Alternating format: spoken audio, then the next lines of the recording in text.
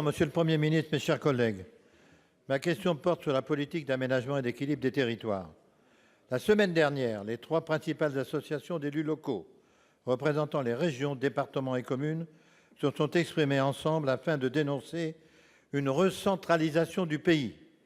Nous sommes extrêmement attachés au principe de libre administration des collectivités territoriales. Le plan Action Cœur de Ville et le futur plan d'action pour les hôpitaux sont des annonces positives. Toutefois, au-delà de ces mesures, les élus locaux assistent impuissants à la fermeture d'écoles, à la suppression des contrats aidés, au déclassement des zones défavorisées, à la détresse agricole et à la désertification médicale. À cela s'ajoutent les menaces sur les petites lignes ferroviaires, la dématérialisation des services publics alors que le très haut débit n'est toujours pas dans nos campagnes. Tout cela dans un contexte de baisse des dotations de l'État pour 2/3 des communes, 155 dans mon département. Les élus locaux et nos habitants sont inquiets. Il devient urgent d'adopter une vision nouvelle pour la ruralité et de mettre plus de cohérence dans l'action publique. Sans école, sans hôpital, sans justice, sans mode de transport, sans services publics, sans Internet, nos territoires ne pourront pas rester attractifs.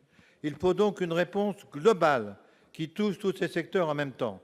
Il ne faut pas opposer le monde urbain au monde rural, mais tenir compte de l'équilibre des territoires et assurer l'égalité parfaite entre les citoyens. Le gouvernement ne peut qu'être conscient de l'importance de la décentralisation.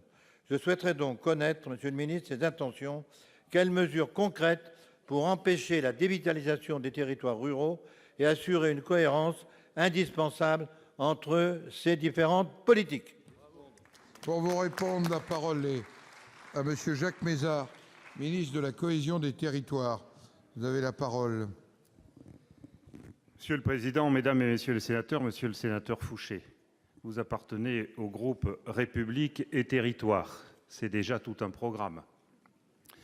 Et très justement, vous avez mis l'accent sur les difficultés que rencontrent un certain nombre des territoires de la République. Ces difficultés, certains de nos territoires ne les vivent pas simplement depuis une dizaine de mois. C'est le résultat, je l'ai déjà dit ici et je le maintiendrai toujours, de plusieurs décennies pendant lesquelles des fractures, des déséquilibres se sont malheureusement creusés dans la République française. Nous en sommes tous responsables et tous conscients. Maintenant, vous posez justement la question, comment pratiquer une politique de réparation ? Vous avez justement rappelé, et je vous en remercie, le plan Cœur de Ville que je suis allé lancer à Châtellerault, dans votre département, où j'ai fait un certain nombre de constatations d'ailleurs sur la situation qui pouvait s'être créée au bout de plusieurs années.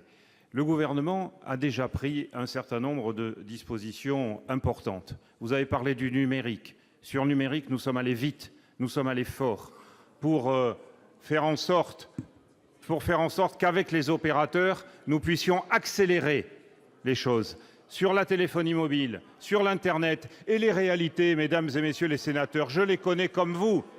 Dans mon département, dans les vôtres départements, la téléphonie fixe va moins bien aujourd'hui qu'il y a plusieurs années. C'est une réalité. Eh bien, nous avons pris des mesures fortes pour accélérer la desserte sur le numérique, sur la téléphonie mobile. Sur le plan de la santé, le plan d'Agnès Buzyn, de la ministre de la Santé, est aussi un progrès.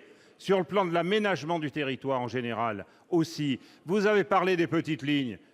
Je suis bien placé pour savoir que quand on n'a que des petites lignes dans un département, on peut être inquiet. Eh bien, le gouvernement a su répondre à cela en distinguant la question de la restructuration de la SNCF de la question des petites lignes. Et hier encore, à Saint-Dié, le président de la République l'a rappelé. Merci. Monsieur Fouché, 7 secondes. Simplement, Monsieur Mézard, je me souviens effectivement, quand vous siégez sur ces bancs, vous avez dénoncé les déséquilibres. Bon, je voudrais dire qu'il faut une vision nouvelle de la ruralité et pour mettre en place plus de cohérence.